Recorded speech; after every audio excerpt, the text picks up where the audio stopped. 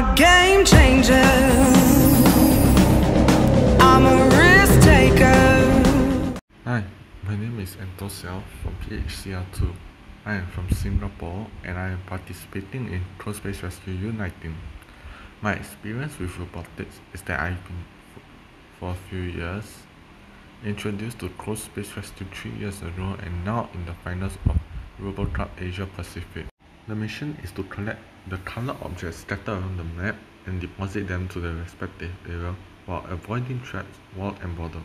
The problem I investigated was how to maximize my points as much as possible without encountering issues with my program. The method or solution I used was pathfinding. The description of how I used pathfinding was that I would spawn and collect at least one red object and continue towards the black and then cyan as illustrated in the picture. Then after obtaining 5 or 6, it will go towards the deposit. As the program continues, it will constantly check whether it is missing any objects and will head to the deposit, to the zone and obtain it. I label them R, B/D and C. The video will show you the exact result for the first minute using the code to obtain objects in a line.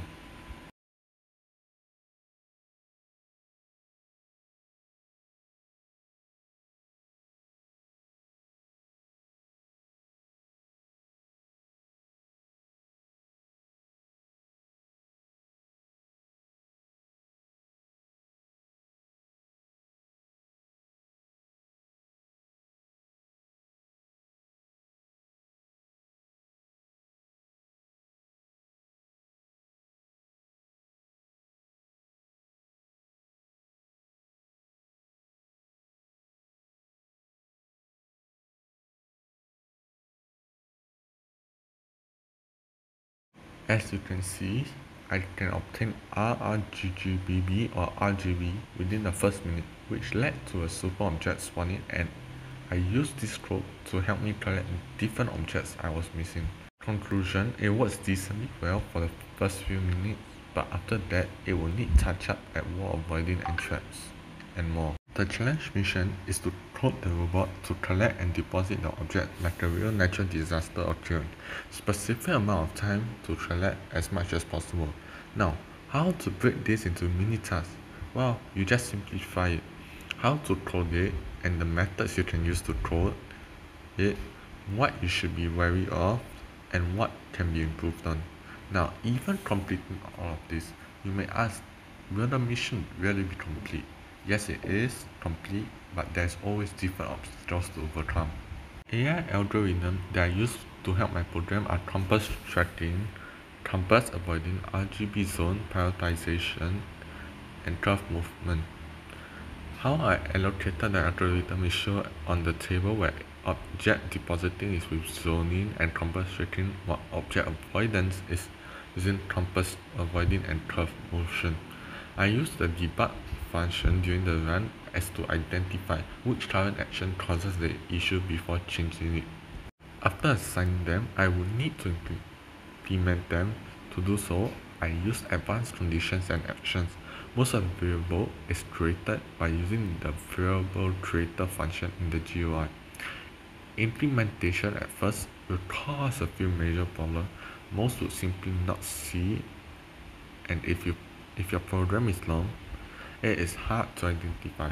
That is why I use my tools to identify where the problem is at which specific code.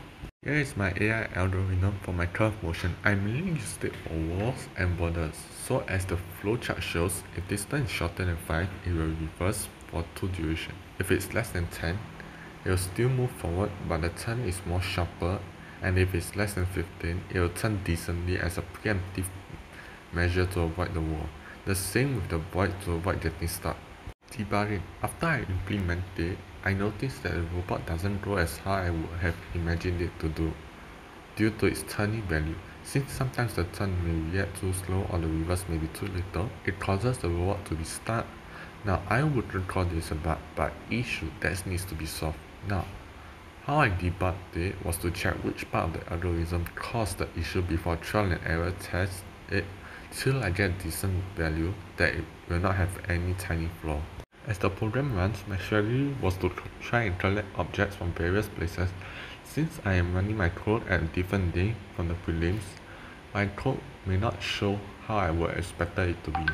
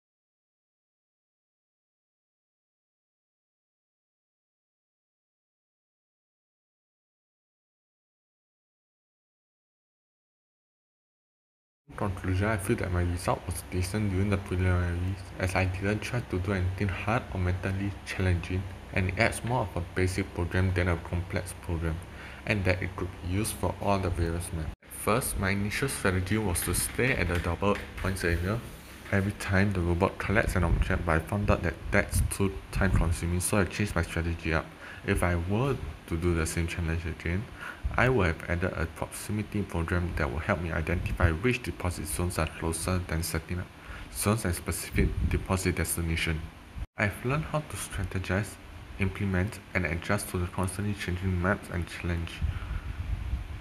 From RoboCup 2021, I've gained the experience and knowledge about competitions, what I need to prepare for the next time, and the constant changes you need to do when adapting to the environment that are not ideal for certain strategy. The most important point I would want to share to other cross-based game players is that this can relate to real life. The constant change around you and how we all also need to constantly change and not stuck living in the past for too long. Thank you.